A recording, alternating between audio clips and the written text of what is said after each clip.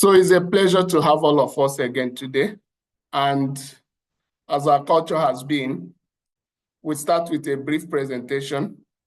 My presentation will be brief today because I can see Mr. Stephen has some presentation to share. So I will be brief and he can share his slide as well with us. Then we open the floor for contributions and discussions on the topic. So let's begin. I hope you can see my screen.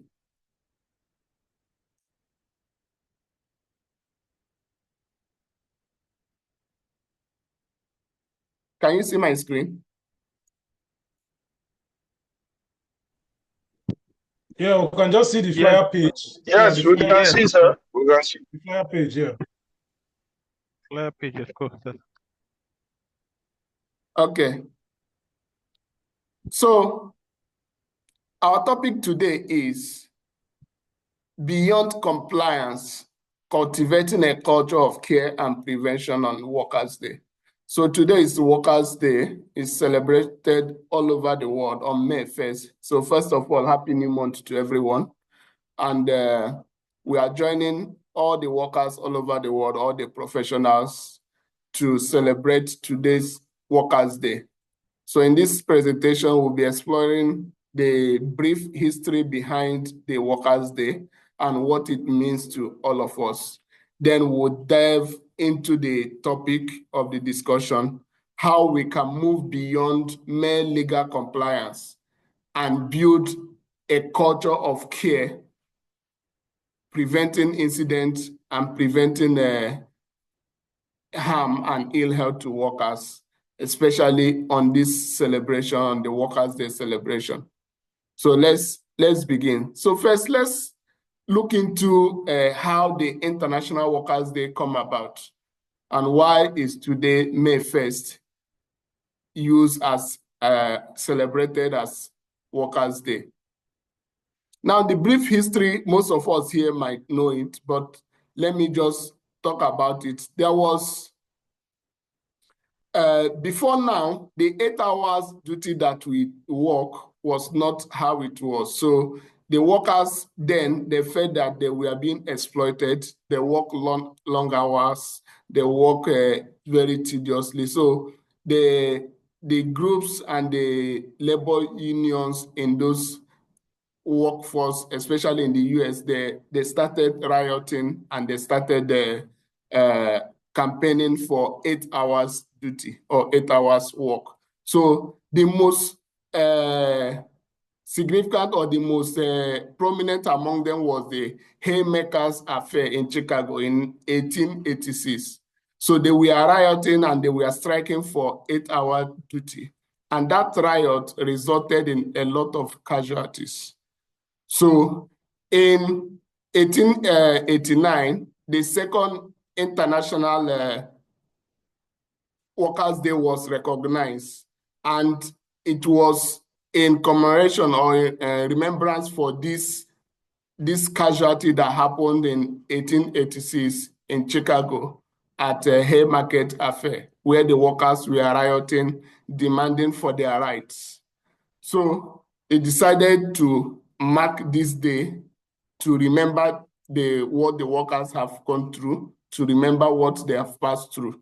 So the first Workers' Day took place in 1890, and it was majorly focused on celebrating the 8-hour day work that was established. And subsequently, over the years, it has gone beyond just celebrating the 8 hours. It has gone beyond solidarity to these workers who lost their lives or every other worker who has lost his life in line of duty.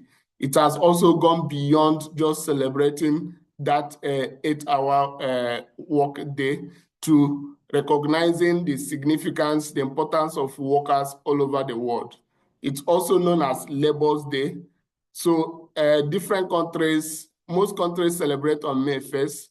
There's other countries that also celebrate on the first Monday of every May. So what today means to us is, as workers, as professionals, all over the world in every industry is a day to remember that there was a time where people work many hours without even earning their wages or getting their due salaries. And there was a time where workers are not even allowed to have any privilege. There was a time where safety was not given a priority. So in remembrance for those days, in remembrance for those people who has lost their life, we pledge to ensure that we improve the workplace health and safety, to ensure that those days or those years are not repeated, or events of those years are not found in this modern time workplace. So that is one of the significance of why we join in this celebration. We do not allow what has happened in the past to repeat itself, especially as health and safety professionals. We are called to duty to ensure that workers are not injured at work. We are called to duty to ensure that nobody dies at work. Every foreseeable risk or hazard is identified and adequately controlled to ensure that there is no incident, there is no harm, and at worst case, there is no fatality in our workplace. So let's dive into the discussion for the topic. What could be some of the limitations when we focus on legal compliance, when we focus on meeting legal requirements? There are so many of them. One of them is that we focus in the minimum standard and we might not get the best practice. We set the legal requirement as our baseline, and immediately we have met the baseline, we refuse to go beyond that. We refuse to do anything more than what the law have required, even though that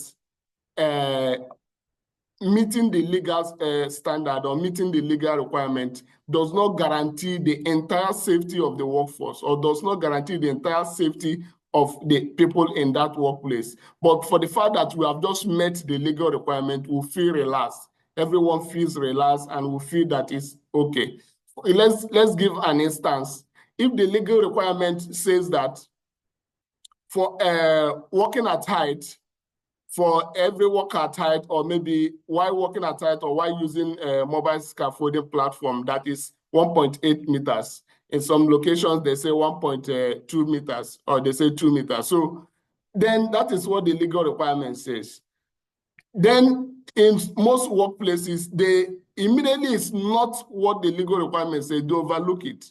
Even though there are some hazards or there are some risks associated with that activity, immediately you find out that you are not breaching the law or what the legal requirements have stated, you are meeting that minimum requirement. Then you are okay with that. You cannot go beyond that. So that is one of the limitations that focusing only on legal requirements it places on us. So it stiffens continuous improvement. We tend to be stuck to where we are because we are contented with just meeting the legal requirements, and whatever addition that should be included in our workplace to ensure that everybody is safe, we tend to ignore it because we have met the legal requirement. Another limitation is that it acts as a reactive measure instead of being proactive.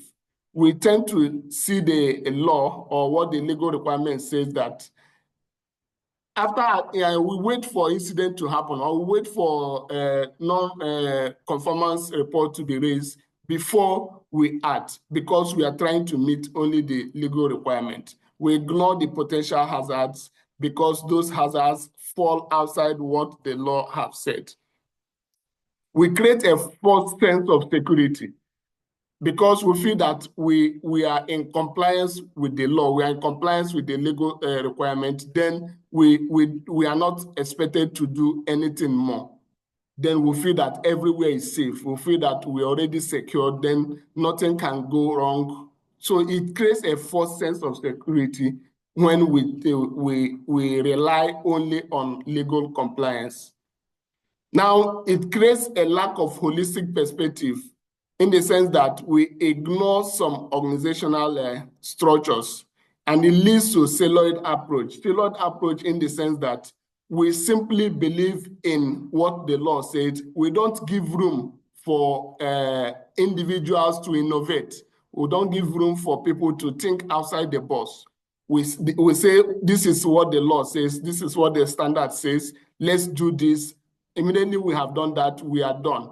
Whatever other innovations, whatever other great ideas that can improve the health and safety of that workplace, we ignore it because we are focusing only on the legal requirements and the standard. It limits scopes and specifications. Different industries varies. There are variations in different industries. There are variations in activities, in standard. There are variations in systems of work. So if we if we limit ourselves to only what the law says or what the legal standards have said, then we might not consider the variations or the differences that exist in those industries that might not be entirely applicable as the standard have said it. So another thing is that it focuses on documentation. We create paperwork to create documentations to prove that we have met the legal requirement instead of putting those actions on the field. Instead of ensuring that we implement those proactive actions, but we are bent on creating documentations to cover ourselves up so that we are sure that we have met the legal requirement. If the law says that you should conduct toolbox talks or you should do incident investigation, we just do it on paper, forgetting that there are more that need to be implemented on site, the communications, the inspections. We tend to neglect those things because we want to create a near perfect system so that we will not be found wanting in what the legal standard have said by focusing on documenting most times what does not exist on the ground. So that is one of the limitations that focusing on legal compliance can put in a workplace. Now, it creates room for potential legal loopholes in the sense that some laws have some ambiguities in them. So if we are not able to interpret it properly, then we can create more problems for ourselves by implementing what we think is what it is, whereas the law was not properly interpreted by us because we are only focused on meeting the legal requirement instead of channeling our energy in putting measures in place to prevent incidents and ensure that the workers, their welfare and their health are healthy and the work environment is safe. Then it leads to resource allocation driven by compliance. We dedicate the resources only according to what the law has said. We don't provide resources more than that. We don't provide number of HSE professionals more than what the law has said. If the law says for every 50 workers, there should be one HSE, we tend to neglect other variations. We neglect other circumstances that might require more personnel. But because this is what the law have said, then we'll focus our resources only on that, the legal requirement, thereby creating some limitations in our health and safety improvement. So then what is the culture of care and prevention? The culture of care and prevention simply refers to that system within the organization where we prioritize the well-being of the workers, where we prioritize the safety, the health of the workers over what the standard have said. Even though in the process we might be meeting the legal requirement, but it's not majorly what is our focus. Our focus is on trying to ensure that the workers' well-being or the workers' health and safety is adequately taken care of. In the process, we will surely meet the legal requirement. So focusing and concentrating on care and prevention of incident, injuries, ill health to the workers is more preferable than focusing on meeting legal requirements. Some of the core elements of culture of care is empathy and respect. If we put our self in the shoe of the workers, creating an empathy environment, respecting the dignity and the right of every worker, then we are sure to ensure that we provide a safe work environment for them. We are sure that we do not allow them to go into an environment that is unsafe or an environment that has the potential to cause ill health to them, because we are focusing on a culture of care, not just what the law have said, not just the legal requirement, but focusing on empathy and respect. The other core value is supportiveness. We support the workers. We ensure that whatever they require to ensure that they do their job safely is provided to them. Moral support, financial support, all other support that they require, we provide it for them. Another core element is open communication, ensuring that we communicate openly to the workers, getting feedbacks, understanding how they feel, trying to be in their shoes and understanding exactly what is required for them to be safe at work. Communicating openly will ensure that we care and ensure that we are ready to have a prevention-rated environment. Then trust and psychological safety, not just focusing on physical safety, but extending it to psychological safety, trying to find out how the workers feel, how they react, how the environment is affecting their work. So not just identifying physical hazard, but looking into the psychological well-being of the workers. Another one is inclusivity and belonging, ensuring that the workers are well consulted, they are well included in every discussion that involves their health and safety. Then responsiveness.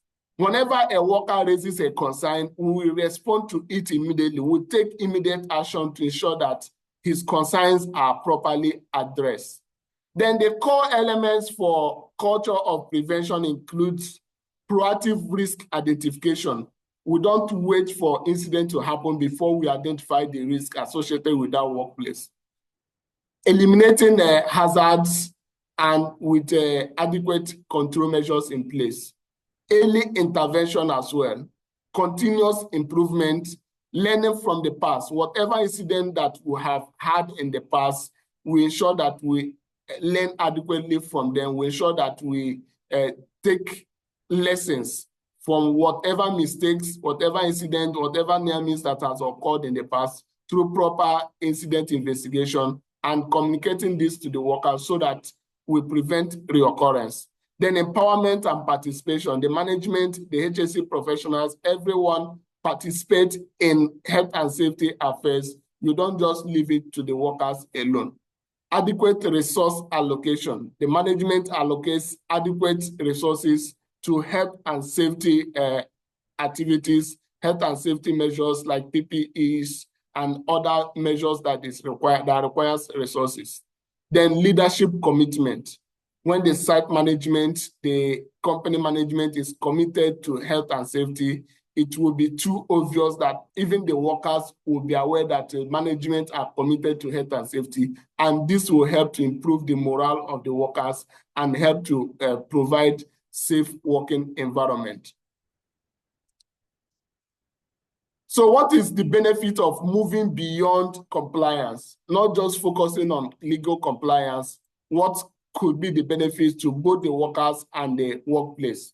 The first one is it will enhance safety and reduce harm. Incident rate will be reduced.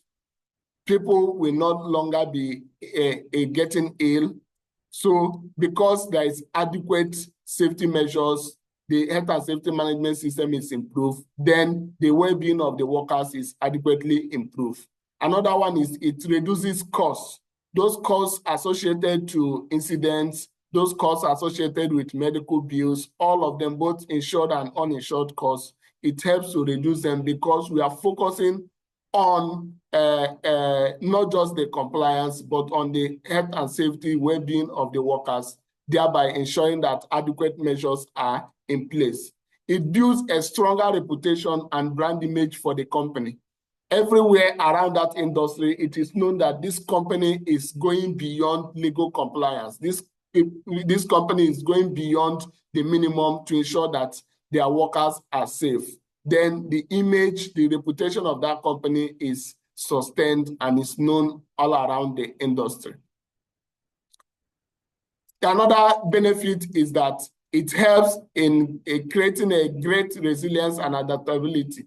The workers, everybody gets adapted to the risk management. We have a stronger risk management applicable in the entire workplace, so that every organization is, the organization is organized. They are agile to improving the health and safety of the workers. They don't just depend on when the law changes. If the law doesn't change, they don't take action. It means they are taking actions even beyond what the legal requirements have said. Then it demonstrates the company's commitment. The morale of the workers is improved. Strong safety culture is built in that workplace, and there is competitive advantage. You have access to new markets, new investors start coming in because you're able to retain your workers. You have a strong, competent workers who have not resigned because of poor management of health and safety. Then you're able to attract more investors. You're able to attract more customers. Now let's talk about health and safety in all of this. What is our role and what is expected of us in driving this change to culture of care and prevention instead of relying in meeting legal requirements alone? Our role, one of it is to raise awareness. We'll be advocates. It's part of our job to ensure that we have an articulating vision. We know what we want for our workplace. We raise awareness continuously, and we lead by example. We are not just the type or the people that talk alone, but we lead by example. We take actions. We show the workers how to do it. We show them what is expected of them. We wear our complete PPE. We lead by example in all angles. Then training, we organize adequate training, sufficient training, and impactful training to ensure that the safety culture in that workplace is built and improved, not just to meet legal requirements, but having a standard health and safety management system that everyone understands and people are ready to build the workplace safety culture. Then risk assessment. We ensure that we conduct a holistic risk assessment that goes beyond legal requirements, not just what the law says. If the law says that we should just identify who might be harmed, what is the hazard, what is the risk level, we go beyond that. We can do beyond that, integrating some human factors, some other elements that can help to improve the health and safety of the workplace, not just depending on what the law have said, but ensuring that we are focusing on the workers' well-being. Then for safety system designers and implementers, it's our job to ensure that we create supportive policies, health and safety policies that will support the entire workforce, the entire workplace. We collaborate with other leaders in the industry, in the workplace. We ensure that we build a strong safety team, we build a strong safety committees, we ensure that we partner with other departments. We don't just work in isolation, we don't just depend on what we know, but we partner with other departments, other stakeholders. We enlarge our networks within the workplace to ensure that we drive home the change for culture of care and prevention. Then performance monitoring is part of our responsibility to monitor and evaluate the effectiveness of our drive, the effectiveness of the policies that we are implementing, identifying where there are some loopholes, identifying where there are some lapses, and reviewing them, improving on them, and also implementing them. Then we are also the culture shapers in the sense that we recognize those who are doing well and we reward them. We recognize those who are not doing well and we train them. We recognize those who are not complying with health and safety requirements, and either we issue them violations, or we correct them, or we retrain them, or we recommend them for refresher training. So our job is not just to implement, but we also monitor, and where the standard that we have put in place is not adequately implemented, we ensure that we improve on them. We ensure that we call them to order and ensure that they are in line with what is required. So, like I said from the beginning, I think Mr. Stephen has a slide to share. So let's give him the forum to share so that we'll be able to finish on time.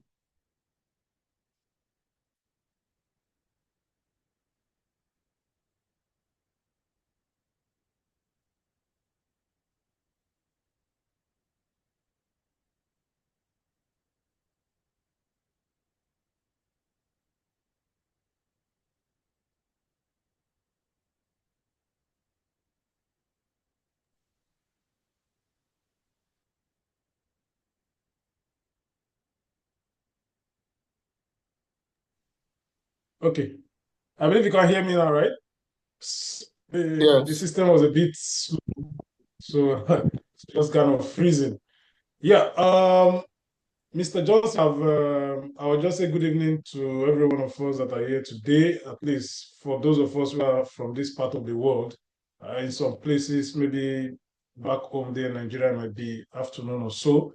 But today has been a great day because we are here to discuss this topic because of the relevance of this International Workers' Day, which is celebrated 4th of every May. And as Mr. Johnson have given us a brief introduction of the history of what has happened in the past, that is why in every part of the world today, you know, and they talk about the labor laws and all that, you know, because a lot of people have fought for the struggle for what many of us are enjoying today. But in as much as some countries or some jurisdictions still have or still lack in implementing those areas. So just like the topic depicts, beyond compliance, cultivating a culture of care and prevention. You know, while I was preparing for this slide, you know, I began to reflect on so many things. And then I looked at it and I said, is there any way a culture can exist without compliance? Or is there any way compliance can exist without a culture? You know, when I look at it deeply, and I find out that neither of compliance nor culture could exist without the other. Because when we talk about compliance, we talk about the standard, we talk about the regulations. Now we're talking about culture. We are still going back to risk assessment. We should do risk assessment. We should do this, we should do that. We will look deep into it to find out that even in the compliance, it says we should do risk assessment, right? So that is just for us to think and many more. So as we celebrate Workers' Day on this day, we must reflect on moving beyond mandatory rules towards genuine care for our teams at work, you know, especially their well-being. Now, let's explore how to transfer safety from the normal obligation to cultural cornerstone. Now, the next slide is looking at the foundation of legal compliance. As a professional, we know about OSHA, we know about health and safety executives. These are bodies that set essential regulation that provide a baseline for workplace safety across industry.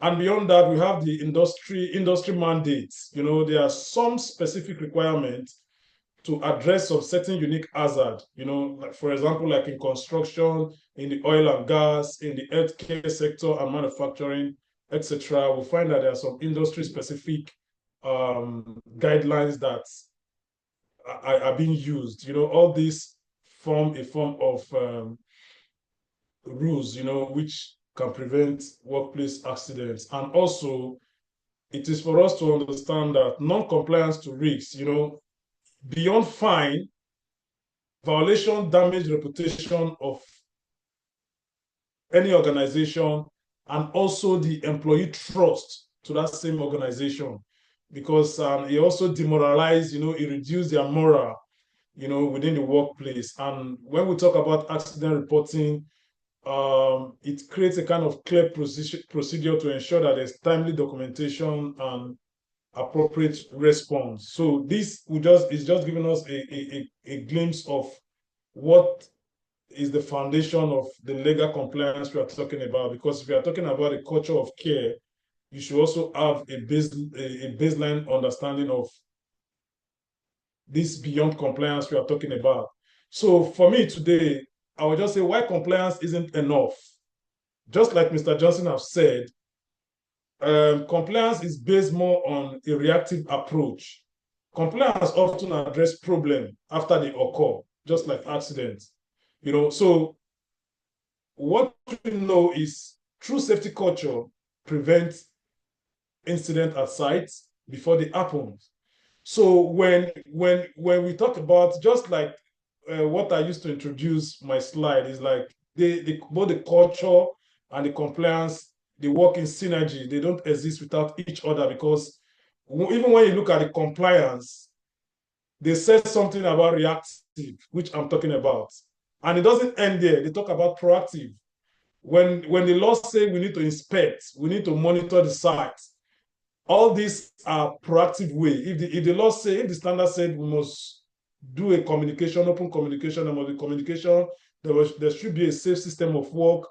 All these are also proactive means, which you see in a culture of care. So that is why I come to that conclusion that in as much as it seems separable, I still look at it from that perspective that they are inseparable. So standards set a minimum, okay, and not excellent targets. They do not capture unique workplace needs, just as Mr. Johnson have give several examples. What I'm saying today or what I'm saying right now is not different from what Mr. Johnson have said, because he even go deeper. But I just wanted to do some scratch, at the surface level. So now looking at human costs of accident in the workplace, it extends far beyond monetary fine, because when accident happen, it leaves a permanent change that remains forever, that one can never forget. So now, when we talk about the culture of care, we need to look at how do we build a culture of care.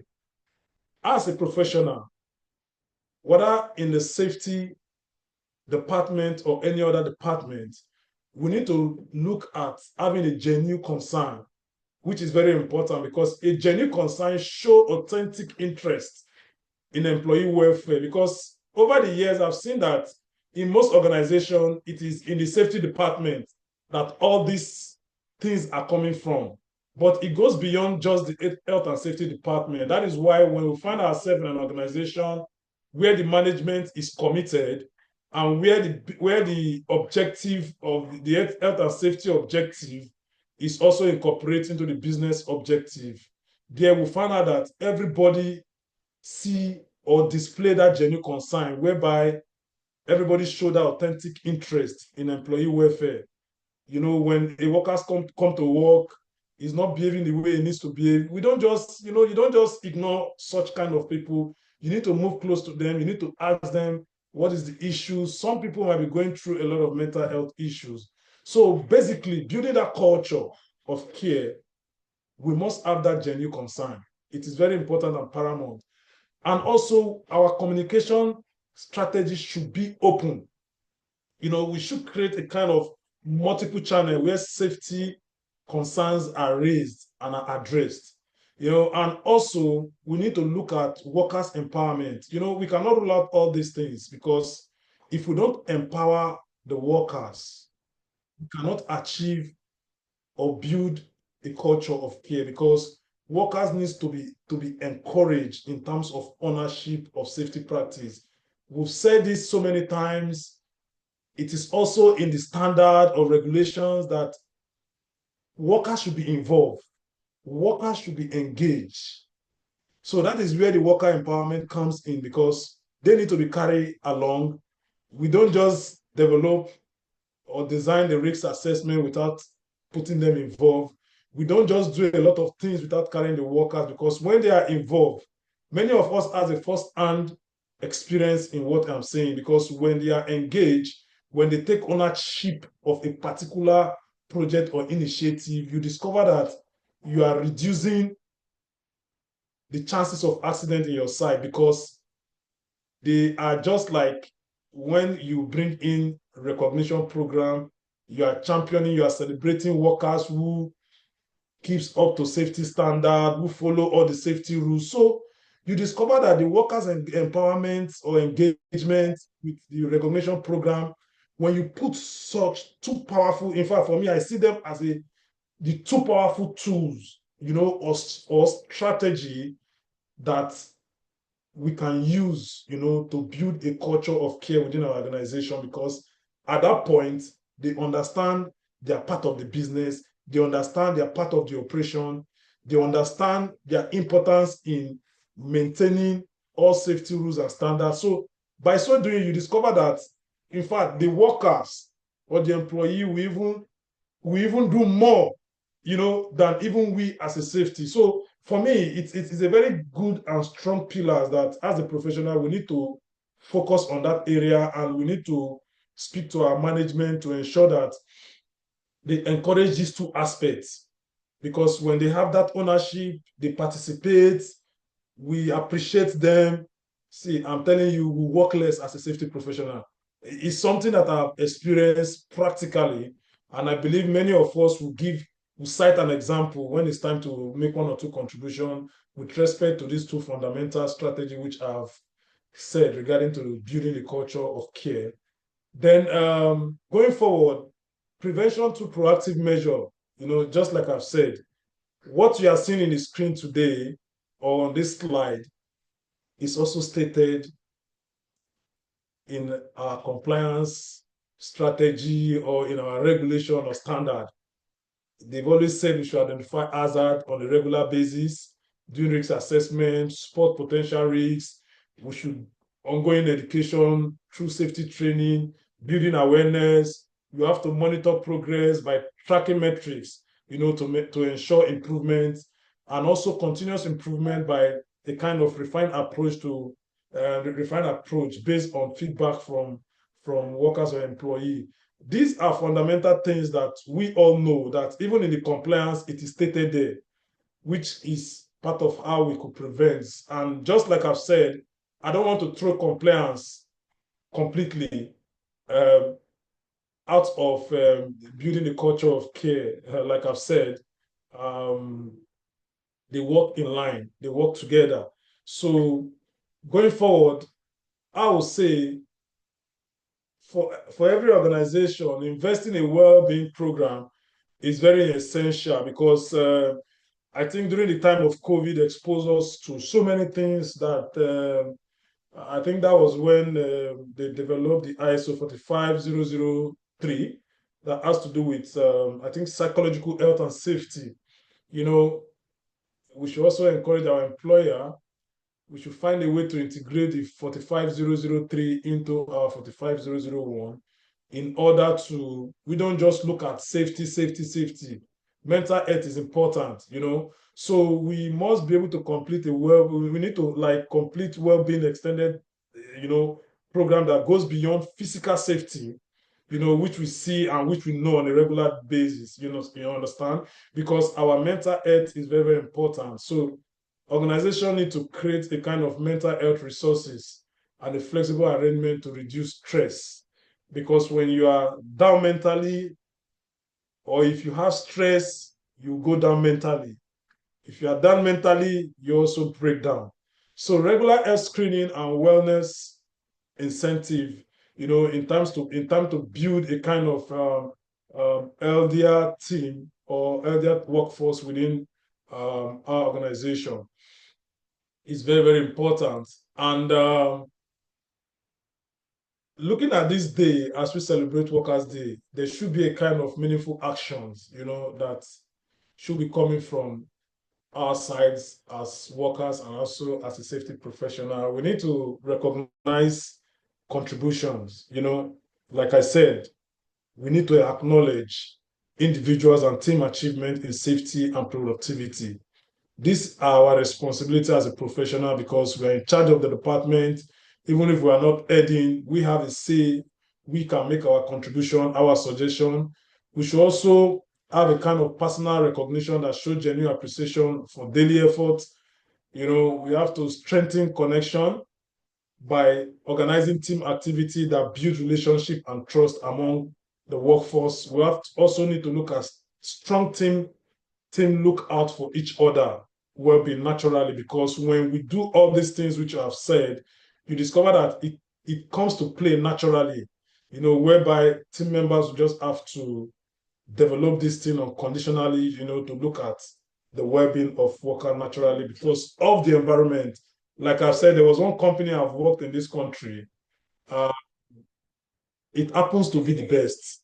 They might not be 100% in terms of safety, but when you look at the culture of care, oh my God, I keep saying it's the best. Because every employee feels equal. When you are dealing with managers, you will not understand, you will not know. Your managers will be greeting you because in that organization we had about more than 20 managers, because it's a service industry where managers work as business development manager at the same time. They source out for their own projects, like small project, but they have it in multiples. Sometimes I'll just see most of those managers because they will be the project manager, they will be the everything that manage the project, get revenue for the company. They pay them basic salary, they pay them a normal salary, and they also have a commission. So there, I see this respect, for managers, for every workforce, even technician. You see a manager will come, a manager will come, will be greeting you, will be telling you, boss. So you could imagine that kind of relationship, that kind of culture within an organization, and you coming as a safety professional, you bring in your initiative and all that, everybody respects. So you see, it just go beyond the compliance we're talking about. We need to build a kind of environment where everybody is valued, because for me, it's very, very important, because in such kind of environment, if anybody is down, people care about you, people care about your well-being, people want to know what's wrong with you. It's a company that I've been there. Even when my son was on admission, he had a surgery, I was at work out of work for 7 days. My full salary was paid because it was during the time of COVID. My wife could not get there with our newborn baby, so I have to be with my son for hospital for almost 7 days. So when you look at all those kind of things, the only thing that made me leave the company was I'm growing professionally, my family is expanding, I cannot remain in the same position, the same salary pay to sustain such family, especially when we know where we're coming from. So I still give the company kudos. It has been the best I've worked with in the Middle East. Um, so that's just my personal experience to bringing this culture into play. And we also need to look at renewed commitment, renewed commitment in the sense that we have to use this worker day to launch a new safety initiative annually in our organization. We need to demonstrate ongoing investment in employee welfare, which is very, very important to workers' mental health and all that. And you see, a culture of care have a lasting impact, because when it increases an engagement, employee in caring culture report higher satisfaction, because once there's a care, you discover that there is more satisfaction within the organization. We have fewer accidents. There will be a kind of reduction in workplace incident through prevention, and also productivity boosts. It enhances output from earlier teams or environments, whereby there will be more engagement of team members within the workplace, and also innovation growth, more creative solution in psychological safe environments will be achieved. At this point, I will say thank you for giving me this little time to share my experience through this slide to you guys. So I'll leave the floor open for others to make one or two maybe practical contribution based on the topic of discourse today. Thank you very much. Thank you very much, Mr. Stephen. Thank you for your wonderful presentation. As usual, they are wonderful, imparting, and encouraging. One or two things I grabbed from your presentation is that we cannot entirely rule out compliance from culture. So both of them must be met. You must meet the minimum requirement, and going beyond that, you can build a culture that is that can be not just dependent on the legal requirements, because you are trying to focus now more on your workforce, their well-being, not just to satisfy legal requirements, but both of them are they go hand in hand. So thank you very much for that wonderful presentation. We still have few time, so we'll leave the floor open for other professionals to contribute.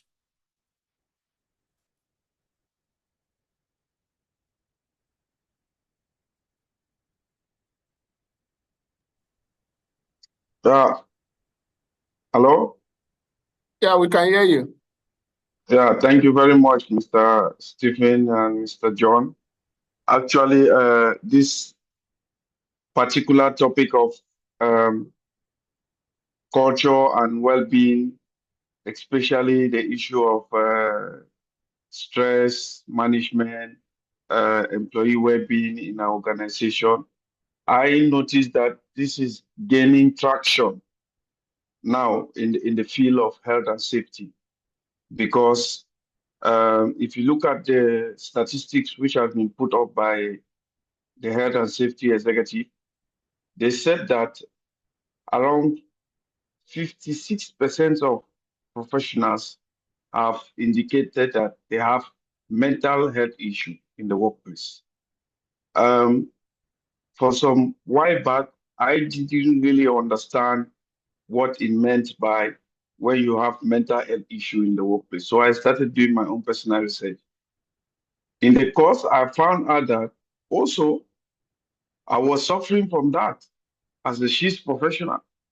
So I started seeing, because the organization, my previous organization that I worked for, there was no really that control measures which are put in place to really manage the workers' mental health, except if you are working in maybe most of the times in these top contracting companies where they really have resources to implement certain issues. You will not really understand what it means to manage your mental health, because really if your well-being is not taken care of, it's going to affect your physical, it's going to make you sick physically. Yes, so this is something that us as professionals, we really need to take into consideration, because nowadays you see the work environment, there is too much pressure, output. Sometimes, especially us in the Middle East, you don't have too much time to sleep and rest. All these factors, if you put together, it affects your mental health. And the most pressing issue is if you are not aware that this thing is a problem, you will not know that it's affecting your physical health also. So I think today also I learned a lot on how we can manage this. And I think I want to just encourage our fellow colleagues that this is something that, alongside the HR management, now more proportion has been shifted to shift professional, safety professional, to also look out for the mental health of worker, their well-being, anxiety, stress management. All these things, if we don't take care of, it's going to affect us. So thank you very much. Thank you very much, Mr. Manuel. Thank you for your contribution as well. Do you have someone else that wants to contribute? Please go ahead.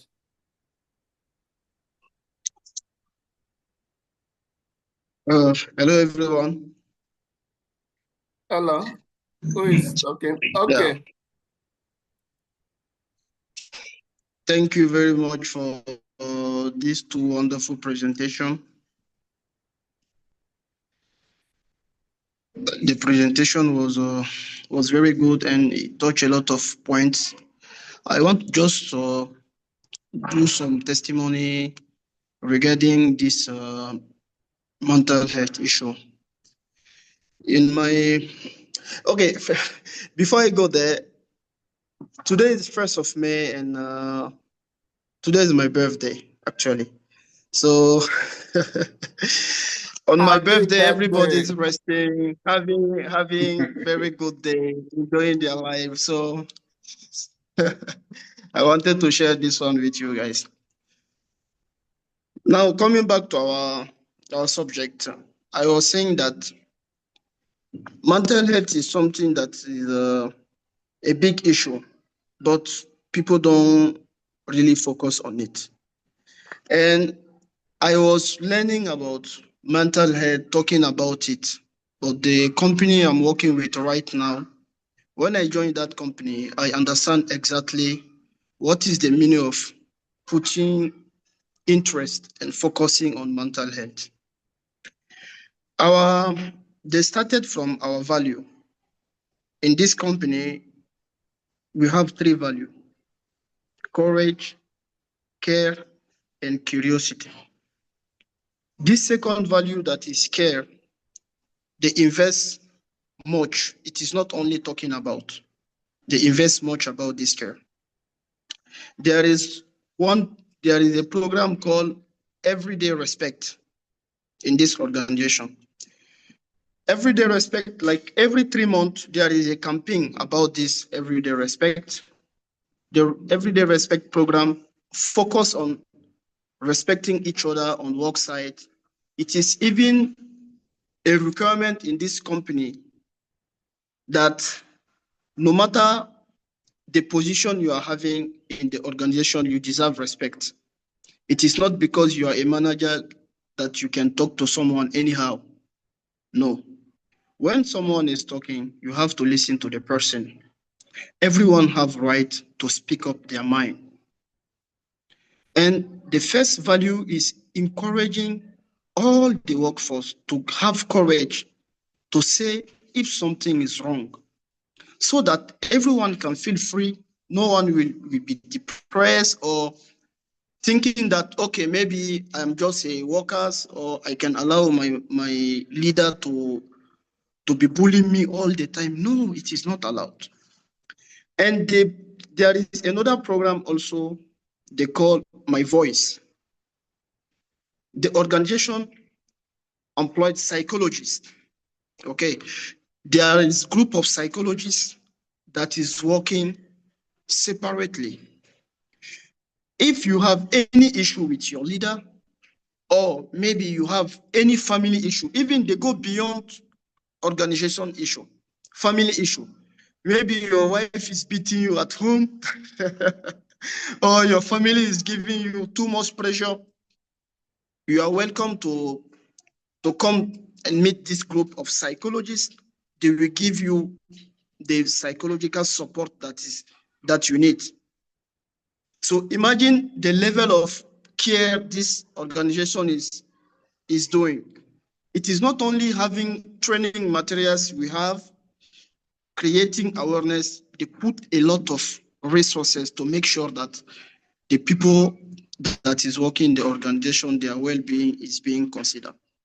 So I just wanted to say there is really organization around the world that care about workers' well-being, and they are not only talking about, they invest in it, and they make sure everyone that is working in the organization feels safe. They take into consideration the human factor, which is very important. Okay. Today in my organization, if you see someone that is having, for example, recently we have a colleague who was having some family issue. And no one knows that he was having family issue, but he's coming at work. We come to realize that the performance of the guy is going down. The way he's working, the way he was implicated in activity, things was very different. Then one of our colleagues noticed that. He approached him. He was like, guy, we don't understand you this time. What is going on with you? The guy was, no, everything's okay. He said, okay, no problem. You can say everything's okay, but from the way we are seeing, everything is not okay. Just contact my voice. We have a special team. These psychologists, they can help you. And exactly the guy contacted them. They supported him. After 2 weeks, he came to that colleague that recommended him to go and meet those people. He said, really, I was feeling very bad. I was having a lot of issue. But I can tell you, our company, they have great team. Our psychologists, they are very good. They helped me. And now everything is okay. So it is very important, if you are a health and safety manager or someone in decision-making position, to convince your top management to invest in this stuff. It is very important. People are not considering, but it is very important. That was my input for today. Thank you very much. Thank you very much, sir, for that practical insight. So, in as much as it's not rampant, but it's achievable, and some organizations are doing it. So it's just like he has said, for some of us who are in that leadership position, it's our job to convince the top management to invest in workers' well-being initiatives. It's not just about training. We are going to train, we are going to support, we are going to campaign, but resources are required. Adequate resources will make it very easy. And when we try to convince them of the impact it's going to have in the organization, especially long-term impact, because most of them look at only the short-term benefits. If we try to convince them on the long-term impact it will have on the organization, then there will be a buy-in. So thank you very much, Mr. Mahmoud, for that. Do we have any other contributor before we call it a day? Yeah, can you guys all hear me? Yeah, we can hear you, Mr. iPhone. Good afternoon, everyone. Yeah. The topic is a very wonderful topic, yeah. And I want to give my contribution because I've been opportune to work in the Middle East, and right now I'm in the UK working also in health and safety. Talking about compliance, yeah, compliance is is something that you like. Will I say, they will always judge you through for example here in the UK they will always judge you through, okay, is this particular legal requirements, did you meet, is it meant and all that. But in as much as yes we have to meet up with those legal requirements, we also have to take additional steps to make sure that we carry out a risk assessment to ensure that we eliminate the hazard totally. For example, here in my workplace, I'm working with solar energy. I'm working in solar farm and solar energy farm project. There's this on overhead power line that we have in on site when I joined. So the overhead power lines was there. That was we have like a goalpost, like a height restriction for hydraulics, like equipments that have like excavator that has long booms when they're crossing. This height restriction makes them to lower their boom and cross the line. Yeah. So when I came, I now found out that okay, in as much as yes, they have they have a document that shows that they have meet up all the legal requirements. But I also think further, okay, what is going to be the severity if something happens? Yeah, maybe you guys have already meet up with the legal requirements, but if peradventure this guy, the boom, has any contact with the electric power lines, the person will automatically die. So in order to do that, I started convincing my management, okay, see, we have to do additional things. They was like, no, it's okay. That, the National Grid, they came here, they are happy with. I say, yes, they are happy, but I'm looking at, if something happens with this person is going to die. It's something that's going to lead to fatality, something that, this person is not going to survive it to tell the story. So for us to prevent that, I think we need to put additional measures. They was like, okay, what do you expect us to do? I said, okay, yeah, you guys have put cones because there are cones 3 meters away from the power lines in both sides of the lines. I was like, okay, why don't we just make a barrier so that we prevent people totally from we prevent vehicles totally from even crossing the overhead power lines, and they will only focus on GS6. GS6 is the height restriction that I said, like, it's a 5 meter height restriction. So and also I was like, okay, since this other area is busy, I think we need a banksman that is going to be stationed there, to make sure that these operators are following the rules. At first, they see like, okay, it's going to cost money, blah, blah, blah, hiring a new banksman and all that. But yes, it's going to cost money because if anything happens, that person will die. And secondly, the company will be, will be fully affected. Despite the fact that yes, you have proof that you've met all the legal requirements. But at least for that duty of care, duty of your working, you want to save people's life and all that. This is the reason why we accepted this profession in the first place. So we have to make sure that we do everything possible, even beyond the compliance, like Steve said and Johnson said. We just have to use our initiatives to see, okay, if you're one thing I always tell people about health and safety is that if you're so passionate about it, you will see things, you will find extra ways, you go extra ways to make sure that you totally prevent any accident that might occur on site. Yeah. And secondly, talking about the duty of mental health issue at workplace. One thing I noticed back when I was in Qatar, there's this mindset of you are the boss, you have to, people are not working. Sometimes you go to work, you're not happy because there's a lot of pressure from your management, a lot of pressure from your managers and all that. Nobody, things seems like, okay, they are always separate, let's say welfare facilities for top management and they are, a separate facility for, like depending on the classes or something. I don't know how to put it, but over here in the UK, like for example, the car park, we have a free car park, everybody can park, no priority is given to anybody. You're not giving a priority because you're the manager, you're not giving a priority because you're the cleaner. Everybody is treated equal, and when you're at work, you see people look at your face and ask you questions, like physical questions, like, how are you? Are you all right? Even the day you feel like, even if you're not feeling fine, they know because they know this is not who you are. So I think, these are the things also, like, I really like comparing the two sides. I see that over here, you have that, equal rights. No, everybody's treated equal. Nobody, if somebody, even you don't even need to, you don't even need to shout to a worker, even if that person is doing something wrong. You need to approach the person properly.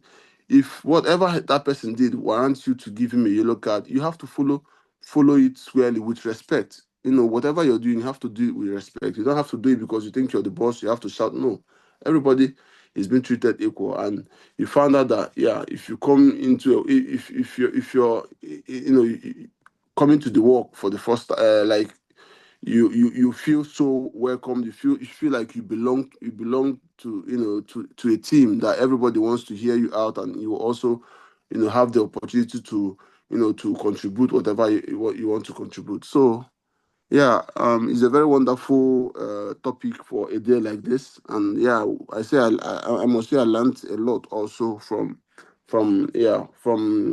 Johnson's slides and Steve's contribution. Yeah, thank you so much. Thank you very much, Mr. Casey. I recognize you. It's a pleasure hearing from you. So you are comparing from both sides, and that's the best side of life. That you have seen the other side of it in Middle East. Now you are seeing the other better side of it over there. So, in as much as we are where we are at the moment, it's good that we learn from others. And I think that is one of the aims of this our platform, to learn from far and wide. We don't localize our knowledge or the information we have.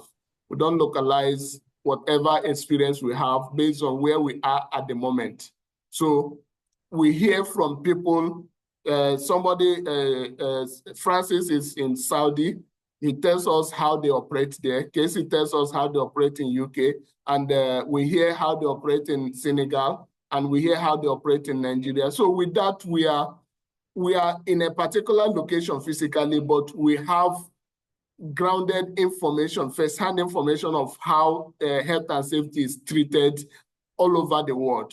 So, and with that, wherever you migrate, wherever you find yourself, you have a bit information of that locality, and you will not just be a fresher at your first instance. So I think that is one of the objectives that we are achieving here. And I thank all of us who are contributing, sharing their experience, because it's not mandatory. You can decide not to share what you have learned from where you are, but I appreciate your openness and your eagerness to share and let us learn from your knowledge, your wealth of knowledge. So thank you guys for your wonderful contribution. Thank you for your presence weekly. And a lot of people calls me and tells me that even though they don't attend at the day we are having the event, they watch the videos later and they learn a lot. So they learn from our experience, they learn from our knowledge. So people are appreciating us, even though we can go to training centers, we can charge money, we can put it together and do it for money, but we are doing it free for humanity and for our personal, for ourselves as well. We are learning from it, and we are sharing our knowledge to others to learn. So I want to appreciate all of us for our time, our knowledge, our eagerness to share, our eagerness to contribute. And it's a pleasure to have known us through this platform. It's a pleasure to have known these professionals, these high esteemed individuals. So I don't take it for granted. I appreciate all of you, and thank you very much for your time.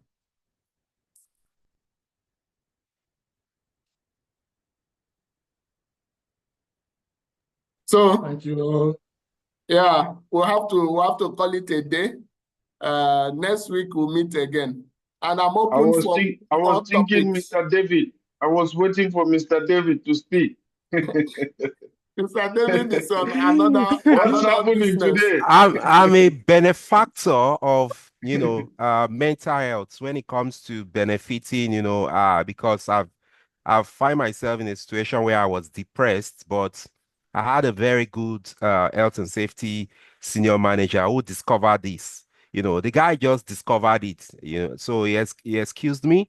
So as HSC professional, we believe that we have a bit, skills and knowledge cutting across all fields.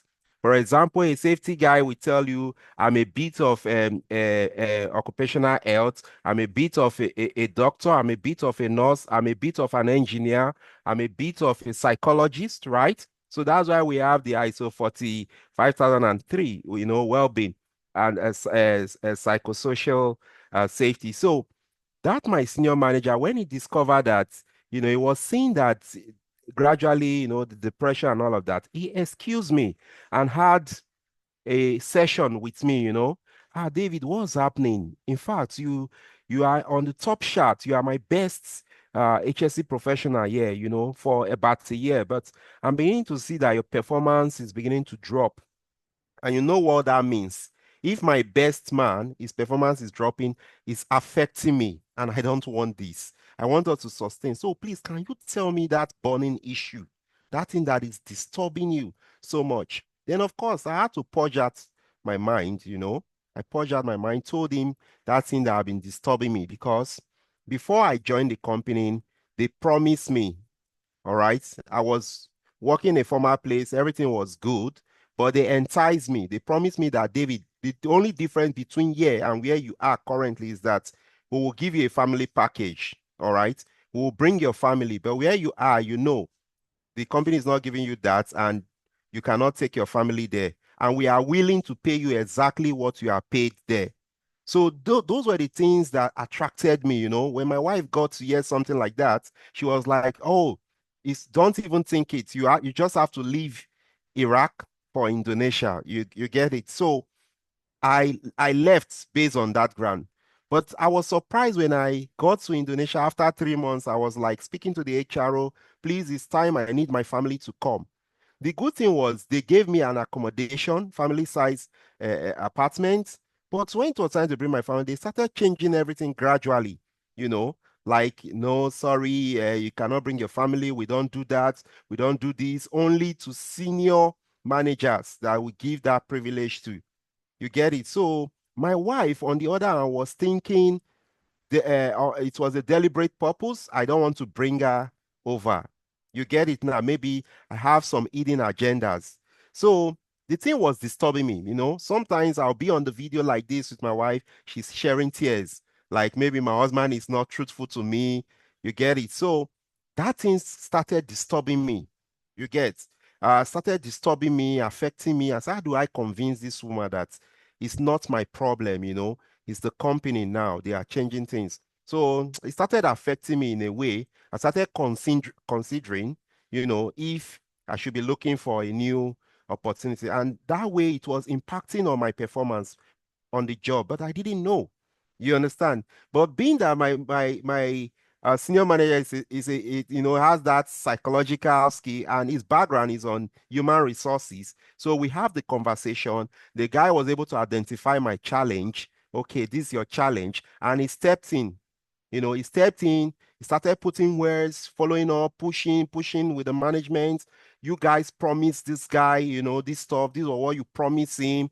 And he started pushing. At the end of the day, to cut a long story short, the management now oblige us, okay? And the package again, when they now gave me my own was even far better than what they gave to even the senior management before. There were some other benefits that now covers, for my family and all of that. And that was how my family then came to join me at Indonesia. So there's a whole lot, to learn. If I want to speak on this well-being and even the one we implement on the feed, touching people, even down to their family, because it's believed a problem shared is a problem a bit solved, not solved completely, but we can share ideas, that can help to ease your grief, your anxiety, your depression you get. So I would like to leave it here because I have a whole lot to say on this topic, using myself as a practical and good example for it. Thank you very much to Mr. Steve. I know I joined halfway, but I enjoyed the rest part of the conversation. Most of the things was a practical reflection of myself. I'm a very good example. Anywhere I enter, the first people I want to touch, the arts mind I want to touch, are the workers.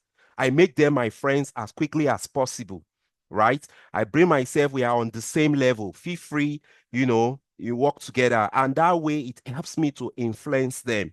I involve them in everything I do, right? I make them to feel that they are part of whatever decision I make. And it's so easy when I want something done, even if except it's something that involves budget that I would need the support of management. Otherwise, if I tell a worker, do this thing for me, consider it done. They will gladly do it for me. And there were some few things, I was also doing to motivate this worker, to make them feel recognized, to make them feel to make them feel they are part, of the movement. So uh, I think I will stop here. I believe in the future we'll have same opportunity to revisit either same topic or similar topic. Thank you very much for the host and a very good happy Workers' Day to all of you. It's exciting for us here because we really have fun today. The company did something that workers, a lot of colleagues are telling me, oh, for a long time, for the first time we are seeing this. So I feel really elated hearing all of this from here. And a whole lot of things we are doing to support the employees, to support the workers, their well-being, all right, on day-to-day basis. And this is driven by even our top management, our DVP, our superintendent. In the morning meetings is the one to tell you, everybody, today, please, we are taking a trend. You must have to go and check your KYN. KYN is know your numbers. That's checking for your BP, all right? Your health status. You want to know those who are under some level of prescription. So you see that level of care.